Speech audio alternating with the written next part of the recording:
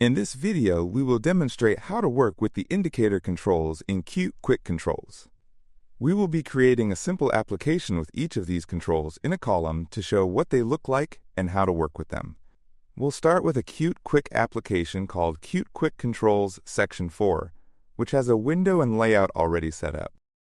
We will start by importing Qt Quick Controls with the basic style. This will give us access to all the components we will be demonstrating in this example. The first control we will look at is the BusyIndicator.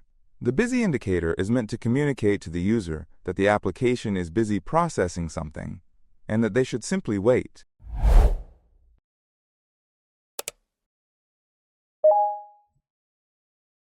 So, we will add a BusyIndicator and set the running property to true. We will also add a text component below it to label the BusyIndicator. Running the application, we can see the BusyIndicator running in the center of the window. There are no default interactions with the BusyIndicator, so we can close the application and move on. Next, we will look at the PageIndicator. The PageIndicator is used to show how many pages are in an application and which of those pages the user is currently on. The PageIndicator is commonly used with a swipe view, which we will be looking at later.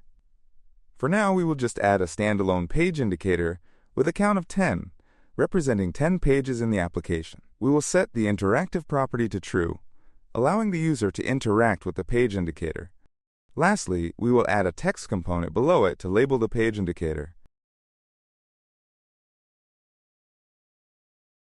Running the application, we can see the PageIndicator with 10 dots in a row below the BusyIndicator. Clicking on one of the dots allows us to change which dot and therefore which page is active.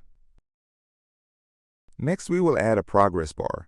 The ProgressBar, like the BusyIndicator, informs the user that the application is busy processing something, but it also provides some information about the progress of that processing. So, we will add a ProgressBar, which goes from 0 to 100 and has a starting value of 0. We will also add a timer which will fill the ProgressBar over the course of 5 seconds to simulate something loading.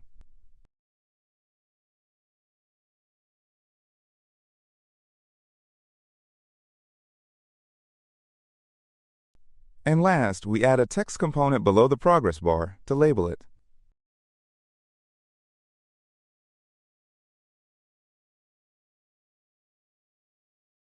Running the application, we can see the ProgressBar below the PageIndicator slowly fill up over 5 seconds and then repeat.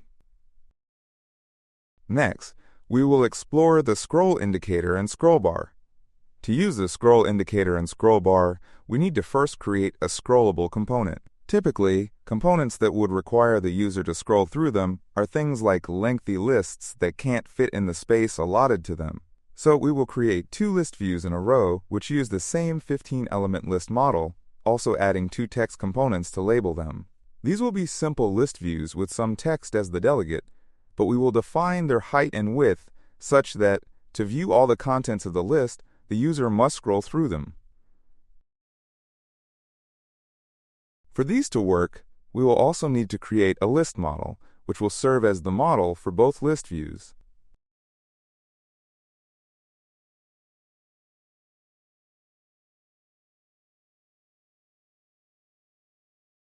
With that added, we can now easily attach both a ScrollIndicator and ScrollBar to these by using attach properties. So, to the first list view, we will add a vertical ScrollIndicator, and we will attach a vertical ScrollBar to the second list view.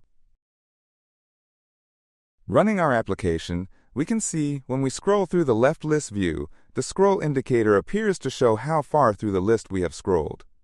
Then when we scroll through the right list view, we see the ScrollBar appear, which, unlike the ScrollIndicator, can be pressed and held to scroll through the list in addition to using the mouse wheel. That covers all the indicator controls. In the next example, we will be looking at the pop-up and all its subtypes. Thank you for watching.